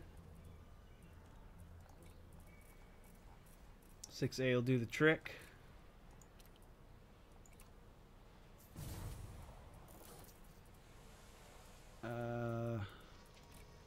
Probably get away with a tiny planetary vehicle hangar. Or maybe we should go up one and try to get 2. 5 will give me 2, won't it? Or 4? Yeah. Is there a 4? There totally is a 4. So we'll put that guy there. Can the Python have fighters? Doesn't look like it. Or, oh no wait, the fighters can only go on a 5 or higher, right? Or is it a 6 or higher?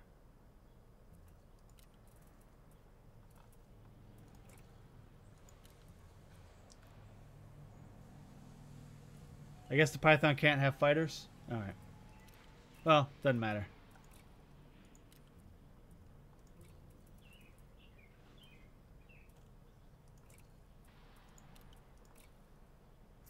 That's a shame. That would have been cool if it could have fighters.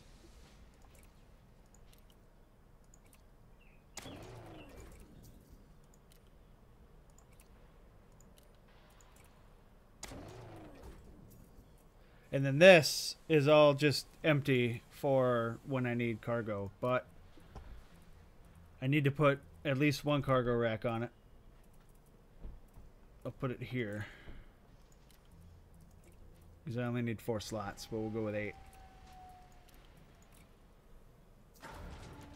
Alright, so essentially right now, it is almost set up exactly like the ASP. So now we just need to go about engineering it for weight and jump range. And then buy a sick paint job for it.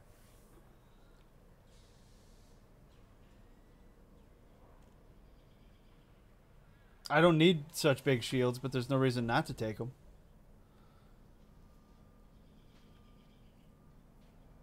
Other than weight, I guess. I mean, I could put them in the 5. What is the weight here? 40 tons. What is the weight of a 5?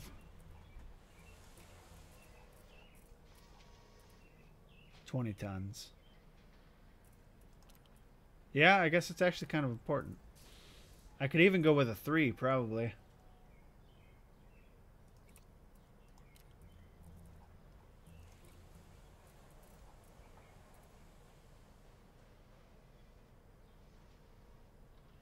That's only 5 tons. I'll probably go with a 3.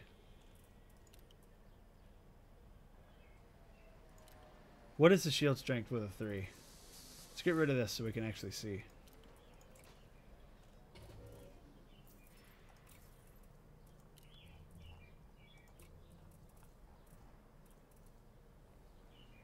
$108? I don't... That's kind of scary.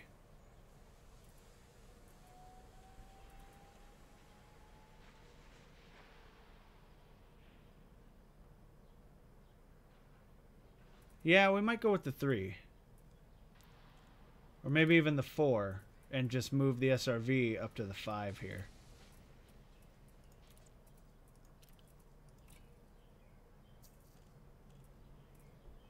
And we'll put the bi-weaves here.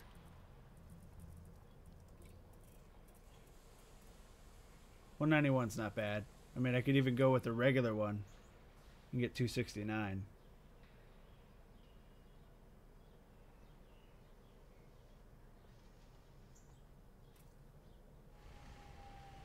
What is 4D? 4D is only 4 tons. I think I'll go with the 4D instead of the bi-weave because of the 6-ton difference. Like, I'm not planning on actually getting into combat with it. It just needs to, like Fire said, it just needs to soak a bump or 2. No, I'm not going to go with a 4A because of weight. The whole point is weight. I think I'm going to go with 4D. It's just the bubble jumper. There will be no combat. Give me the fucking... What are you doing?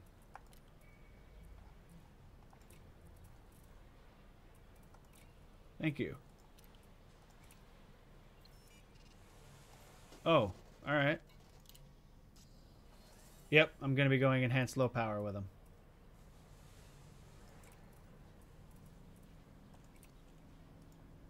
Which is why I don't...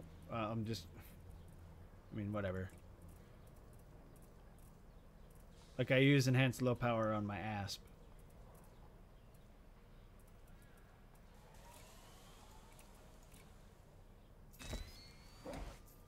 Okay, so that gives me 20 before engineering. So right off the bat, let's jump over to Lori's place and get the life support and sensors all fixed up. Full cruise.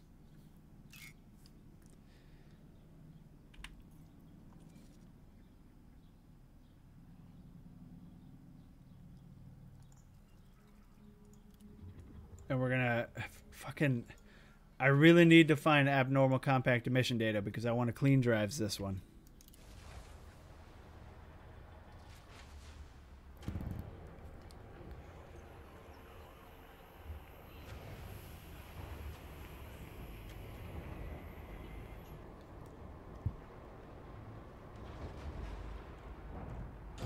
Gear up.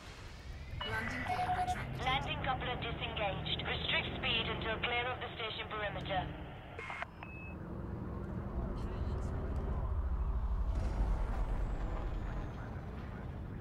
I mean, it already goes 346, which is decent. Oh, that turning radius, though. It's got to be in the blue for the turning radius. Frameshift drive charging. Scan detected. Stop.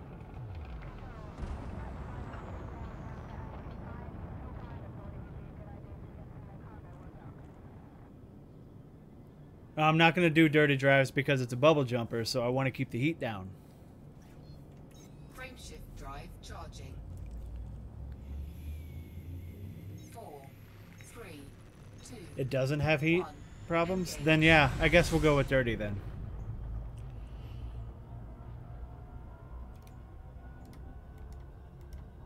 Keep in mind, guys, I've never actually flown the Python other than to mine, so I don't know the subtle nuances. So we'll go dirty, since you guys say that its heat efficiency is pretty good.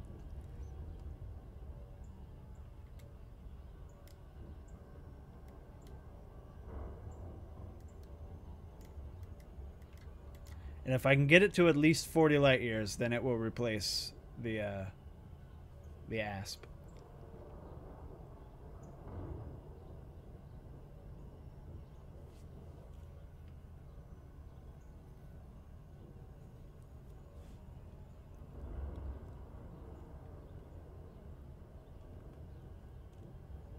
But after we do this thing at Lori's, it's light outside, so I need to go to bed. But we're going to get down and we're going to get some rolls at Lori's place first.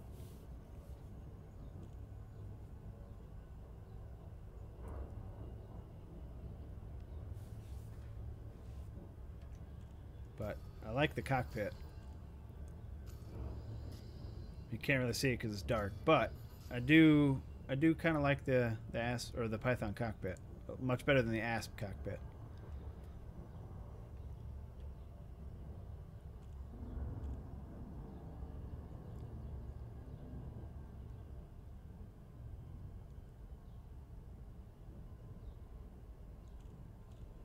And it looks cooler than the ASP. The ASP is one of the ugliest ships in the game, in my opinion. Gonna be honest with you guys. I don't know if you agree or not, but the ASP is not a looker.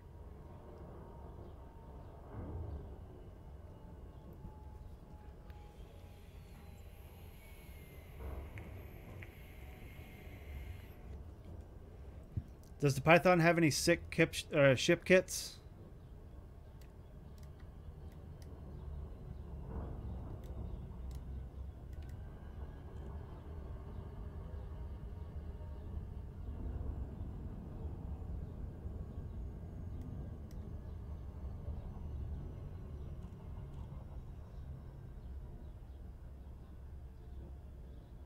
Nice. So I'll have to look at the ship kits and the paint jobs for it.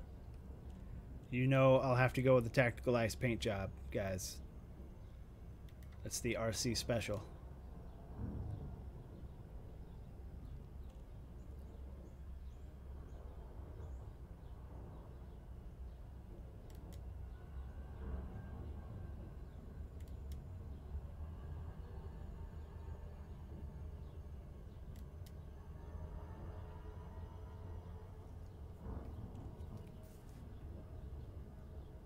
Sitting right on the nose, yeah.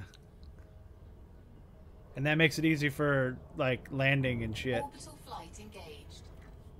So I'll always know when I'm in the middle of the pad.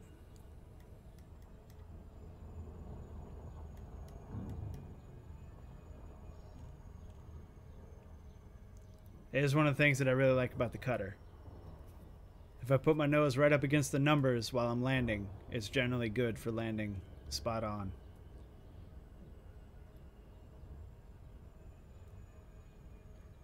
I'm okay with the ASP engine sound, but that's just because I've been flying it for over a year now. I'm used to it.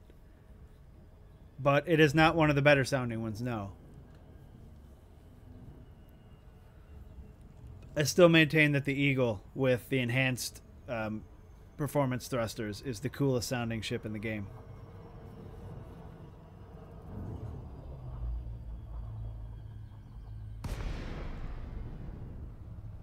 And speaking of the Eagle, with the Imperial Eagle, I need to get back out to Palin's place at some point and try and get a better roll on the dirty drives. His 860 is fun, but I bet I can get it to 900.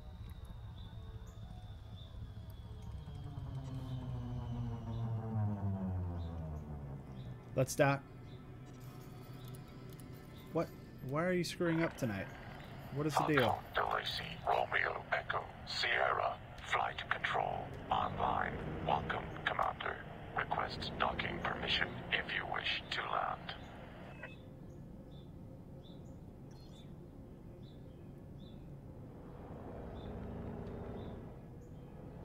I mean, the Python's engine just kind of sounds generic, though.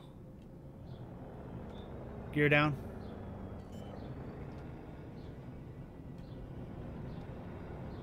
Landing gear deployed.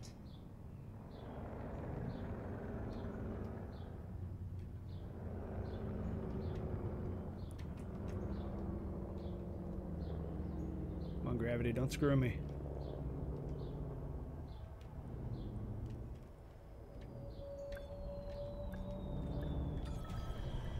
You tried, Gravity, but I got you. Landing operation complete. Commence system shutdown. Welcome, Commander. Oh, I should probably do this as well, since I'm sitting on some. Not a whole lot, but I don't look at it in terms of money anymore. I look at it in terms of how many systems. No, not advanced maintenance. Alright, I hope I still have a bunch of stuff for this. Oh, this has definitely got to be a fast scan. Let's do that real quick.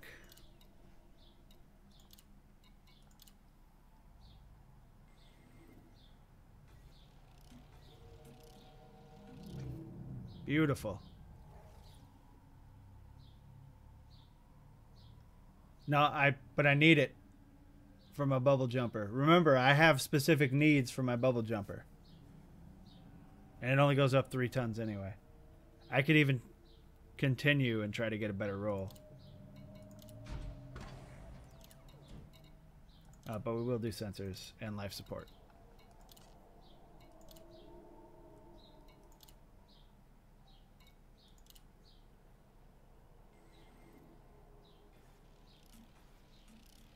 No, why are you doing this to me?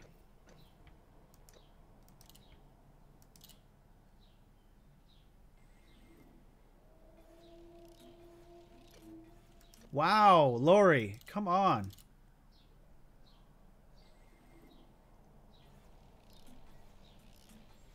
Thank you. Thank you for being understanding this time. Oh, there we go. Look at it. It's gorgeous. It's absolutely gorgeous.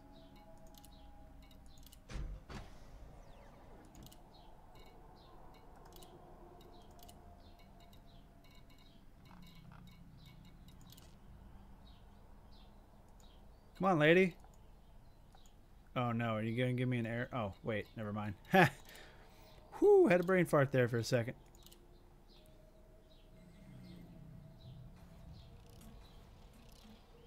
Oh, thank you, Lori. You know just how to talk to me. Oh, my God. Look at it. Thank you. Anything else? Well, we can... Just to say we have a little tick neck. Never. Just kidding. All right. I guess not then. All right. We're done here. I know, right, Ash Poker? She was really nice to me after I yelled at her. It's 21 even. I'll take 21 even before engineering. So the next thing that we'll do with this is to get out to Felicity's place. Then after Felicity's, we'll run down to Palin's, and after that, we'll go do other things. But, like I said, guys, after we were done with this, it's light outside. I have got to go to bed. Thanks, everybody, for hanging out. As usual, you guys treat me very well. And hopefully, if I wake up in time, I'll be back in a couple hours before work. If not, then I'll probably be on around this time tomorrow night. Or tomorrow morning for you guys. In any case, everybody take it easy. I'll see you later.